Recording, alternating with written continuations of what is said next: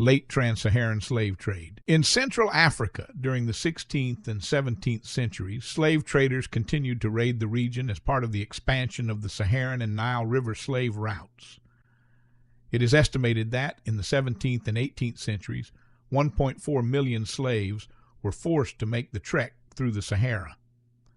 Captives were enslaved and shipped to the Mediterranean coast, Europe, Arabia, the Western Hemisphere, or to the slave ports and factories along the West and North Africa coasts, or south along the Ubangi and Congo rivers.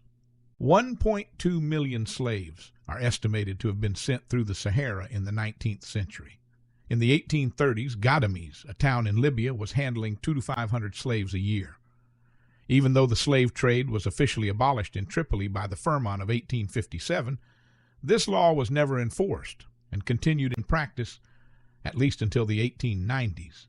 In Tripoli, G.F. Lyon, a British naval officer and explorer, recorded that from 4,000 to 5,000 slaves were processed annually with raids to areas like Kanem-Bornu, providing sources of captives. As a witness to the behavior of the slave dealers, Leon described their behavior in Libya. None of the owners were ever without their whips, which were in constant use. No slave dares to be ill or unable to walk, but when the poor sufferer dies, the master suspects there must have been something wrong inside, and regrets not having liberally applied the usual remedy of burning the belly with a red-hot iron, thus reconciling to themselves their cruel treatment of these unfortunate creatures. The explorer Gustav Nachtigal reported finding numerous bones at desert springs that had run dry. Nachtigal estimated that for every one slave that successfully arrived at the market, 3 or 4 had either died or escaped. Cold could also kill in the desert, as the explorer Heinrich Barth relayed a story that the vizier of Bornu had lost 40 slaves in a single night in Libya. A British account described 100 skeletons. By 1858, the British consul in Tripoli had recorded that more than 66% of the value shipped across the Sahara was made up by slaves.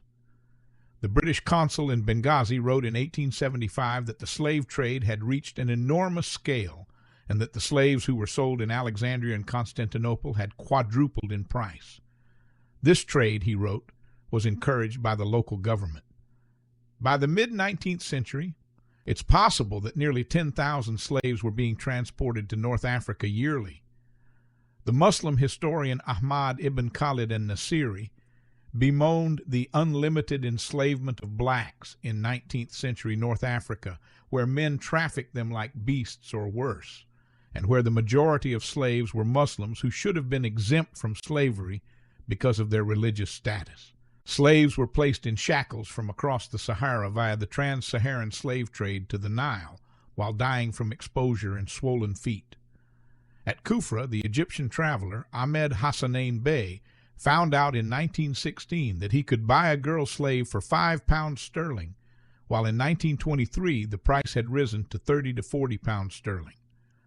Another traveler, the Danish convert to Islam Knud Holmboe, crossed the Italian-Libyan desert in 1930 and was told that slavery is still practiced in Kufra and that he could buy a slave girl for £30 at the Thursday. According to James Richardson's testimony, when he visited Gadames, most slaves were from Bornu. According to Rad Bader, based on estimates of the Trans-Saharan trade, between 1700 and 1880, Tunisia received 100,000 black slaves, compared to only 65,000 entering Algeria, 400,000 in Libya, 515,000 in Morocco, and 800,000 in Egypt.